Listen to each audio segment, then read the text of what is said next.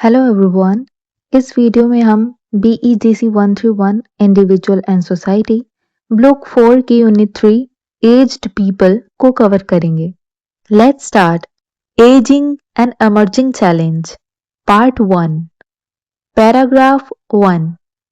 The aging of the world's population is one of the most important demographic phenomena of our time, says United Nations Secretary General Javier Perez de Cuellar. Demographic का मतलब होता है related to population यानी जनसंख्या से संबंधित। United Nations के secretary general Javier Perez de Cuellar कहते हैं कि दुनिया में बूढ़े लोगों की संख्या बढ़ना हमारे समय की सबसे महत्वपूर्ण जनसंख्या संबंधी घटनाओं में से एक है। He was speaking on 1st of October at a UNFPA organized symposium on population aging held to mark the first International Day for the Elderly.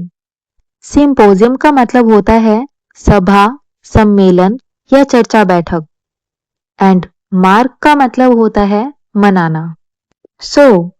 Xavier Perez de क्यूलर 1 अक्टूबर को UNFPA द्वारा आयोजित एक सभा सम्मेलन में बोल रहे थे या स्पीच दे रहे थे। यह सभा दुनिया में बढ़ती बुजुर्ग आबादी के विषय पर रखी गई थी और इसे international day for the elderly यानी अंतरराष्ट्रीय वृद्ध दिवस मनाने के लिए आयोजित किया गया था। Paragraph 2। The world's elderly population defined as person 60 years and older is growing rapidly in developing countries as well as in the industrialized countries commonly characterized as graying. Developing countries means विकासशील देश, जो देश विकास कर रहे हैं। Industrialized countries it means विकसित देश, जो देश डेवलप हो चुके हैं।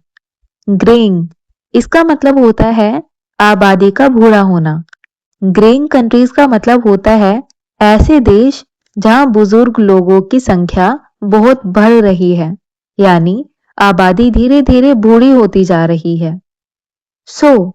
दुनिया में बुजुर्ग लोगों की संख्या बहुत तेजी से बढ़ रही है। बुजुर्ग लोग यानी 60 साल या उससे ज्यादा उम्र के लोग। यह बढ़ोतरी केवल विकासशील देशों में ही नहीं बल्कि विकसित देशों में भी हो रही है, जिन्हें अक्सर ग्रेइंग कहा जाता है।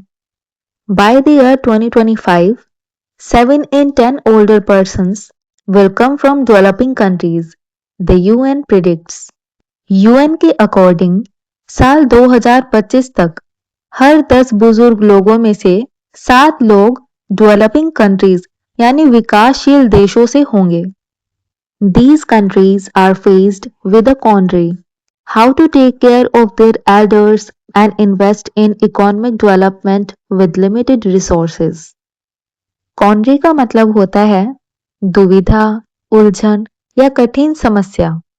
इकोनॉमिक डेवलपमेंट इसका मतलब होता है आर्थिक विकास, यानी जब किसी देश की पैसा कमाने की क्षमता, सुविधाएं और जीवन स्तर बेहतर होता है। रिसोर्सेज का मतलब होता है संसाधन, वे चीजें जिसकी मदद से कोई काम किया जाता है, जैसे पैसा, workers, facilities etcetera.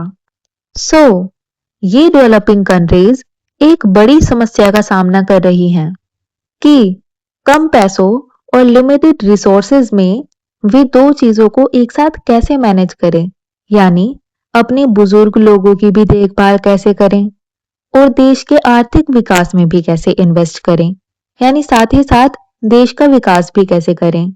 So these are the two challenges developing countries are facing. Paragraph 3. The needs of the elderly range from continued employment for those sometimes referred to as the younger older to health care for the chronic ailments that come during old age. Younger older इसका मतलब होता है कम उम्र वाले बुजुर्ग। Chronic का मतलब होता है लंबे समय तक रहने वाला या बार बार होने वाला। एलिमेंट्स का मतलब होता है बीमारियां। सो क्रोनिक एलिमेंट का मतलब होता है लंबे समय तक रहने वाली बीमारियां। ओल्ड एज, इसका मतलब होता है बहुत ज्यादा बुजुर्ग अवस्था। सो बुजुर्ग लोगों की जरूरतें अलग अलग तरह की होती हैं।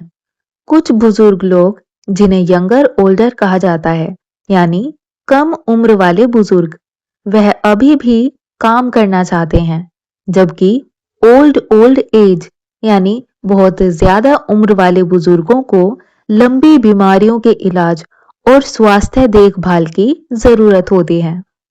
Paragraph 4। If all the world's elderly were considered as a single nation, that nation would be the world's third most populous, coming immediately after China and India, says David Horlacher, Chief of the Population and Development Section of the UN Population Division. UN Population Division के Population and Development Section के chief David होर्लाकर कहते हैं कि अगर दुनिया के सभी बुजुर्ग लोगों को मिलाकर एक अलग देश मान लिया जाए तो वह देश जनसंख्या के मामले में चीन और भारत के बाद दुनिया का तीसरा सबसे बड़ा देश होगा। Paragraph 5। However, says Horlacher, the age structures of sub-Saharan African countries are getting younger. Sub-Saharan Africa means Africa का वह हिस्सा जो सहारा डेजर्ट के नीचे आता है। लेकिन होर्लाकर कहते हैं कि सब सहारन अफ्रीका के देशों की आबादी उम्र के हिसाब से और ज्यादा यंग होती जा रही है। जहां पूरी दुनिया में बुजुर्ग लोग बढ़ रहे हैं, वहीं सब सहारन अफ्रीका में बच्चों और युवाओं की संख्या ज्यादा है, इसलिए वहां की पॉपुलेशन कंपैरेटिवली यंग है। Population ageing is unlikely to be significant problem for them before 2020. Unlikely इसका मतलब होता है संभावना नहीं होना या संभावना कम होना।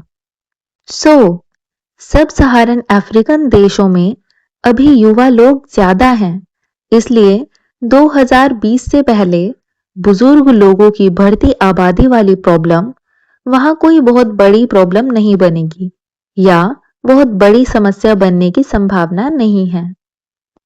Age structures in a majority of countries in Latin America and Asia became younger in the 1950s and 1960s, but the trend was reversed around 1970 when substantial fertility decline started.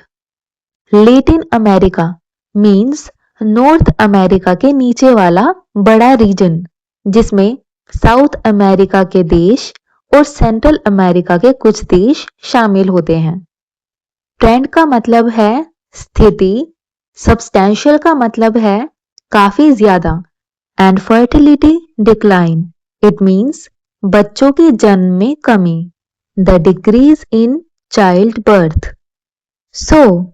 1950 और 1960 के दशक में लैटिन अमेरिका और Asia के ज्यादातर देशों की आबादी बहुत यंग हो गई थी, लेकिन लगभग 1970 के आसपास यह स्थिति या ट्रेंड बदलने लगा, क्योंकि बच्चों के जन्म की संख्या काफी कम हो गई थी उस समय, जिस वजह से धीरे धीरे एज्ड पीपल यानी बूढ़े लोगों का प्रोपोर्शन बढ़ने लगा, इसलिए पॉपुलेशन एजिंग की समस्या शुरू हो गई।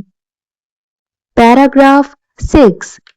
The proportions of elderly are not changing markedly, but their sheer numbers are increasing rapidly in the developing countries, says William Seltzer, Chief of the UN Statistical Office. Proportions means प्रतिशत, markedly means बहुत ज्यादा, and sheer number means असल कुल संख्या। UN statistical office के chief William Seltzer का कहना है कि डेवलपिंग कंट्रीज में बुजुर्गों की संख्या में कोई खास बदलाव नहीं हो रहा है, लेकिन उनकी संख्या तेजी से बढ़ रही है। एक्चुअली इस लाइन का मतलब है, इसको हम ऐसे समझ सकते हैं कि अगर पहले 1 करोड़ की टोटल पॉपुलेशन में 5 लाख एजिड या बुजुर्ग लोग थे, तो एजिड पीपल 5% हुए। और अब फॉर एग्जाम्पल पॉपुलेशन 10 करोड़ की हो गई, जिसमें 50 लाख एजिड पीपल हैं, तो परसेंटेज तो अभी भी 5% ही है, लेकिन जो एजिड पीपल हैं उनकी असली संख्या बहुत बढ़ गई है। At the same time, changes in social and cultural patterns, such as the flight of young people to towns and the spread of the nuclear family, mean that the traditional resources to care for the elderly are being undermined. Social and cultural pattern इसका मतलब है समाज और संस्कृति के तरीके। Flight of young people इसका मतलब है युवाओं का बड़ी संख्या में चले जाना। ट्रेडिशनल रिसोर्सेज इट मीन्स पारंपरिक सहारा या देखभाल के तरीके। अंडरमाइंड इट मीन्स कमजोर होना। साथ ही समाज और संस्कृति में हो रहे बदलाव, जैसे युवाओं का शहरों की ओर जाना और न्यूक्लियर फैमिली यानी छोटा परिवार बढ़ना, इस कारण बुजुर्गों की देखभाल के पारंपरिक तरीके कमजोर होते जा रहे हैं। Paragraph 7. Elderly persons make up some 12% of the population of industrialized countries, 4.5% in developing countries. विकसित देशों की कुल आबादी में लगभग 12% लोग बुजुर्ग हैं, जबकि डेवलपिंग देशों में बुजुर्ग लोग लगभग 4.5% हैं। मेक अप इसका मतलब होता है हिस्सा होना या बनाते हैं, जैसे एल्डरली पर्सन्स मेकअप 12% पॉपुलेशन, यानी एल्डरली लोग मिलाकर 12% पॉपुलेशन बनाते हैं, या एल्डरली लोगों का पॉपुलेशन में 12% हिस्सा है। By 2025, according to UN projections, the proportions will be 19% and 8% respectively. Projections का मतलब होता है अनुमान। यूएन के अनुसार साल 2025 तक विकसित देशों में बुजुर्ग लोगों का प्रतिशत 19% हो जाएगा और डेवलपिंग देशों में 8% हो जाएगा। Finally the comprehension is ended. I am sure आप सबको अच्छे से समझ आया होगा, and I tried my best to let you understand, and thank you so much for watching this video.